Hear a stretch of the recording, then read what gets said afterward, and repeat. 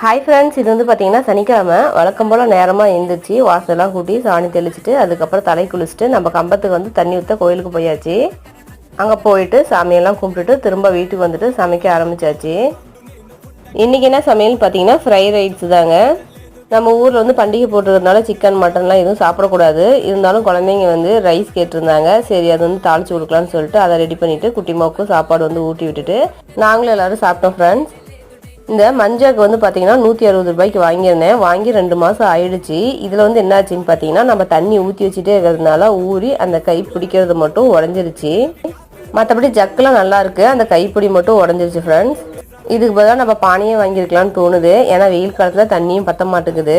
என்னோடய கணவர் வந்து பார்த்தீங்கன்னா சீயக்காய் பொடியும் ஹெர்பல் ஹேர் ஆயிலும் பேக் பண்ணி கொரியர் ஆஃபீஸ் போட்டு வந்துட்டாரு. அதுக்கப்புறம் பார்த்தீங்கன்னா நம்ம பண்டிகை காலங்களில் போடுறதுக்காக ப்ளவுஸ்லாம் வந்து ஸ்டிச் பண்ண ஆரம்பிச்சிட்டேன். ரொம்ப நாளுக்கு அப்புறம் இன்றைக்கி தான் துணி தைக்க மிஷினில் உட்காந்துருக்கேன்.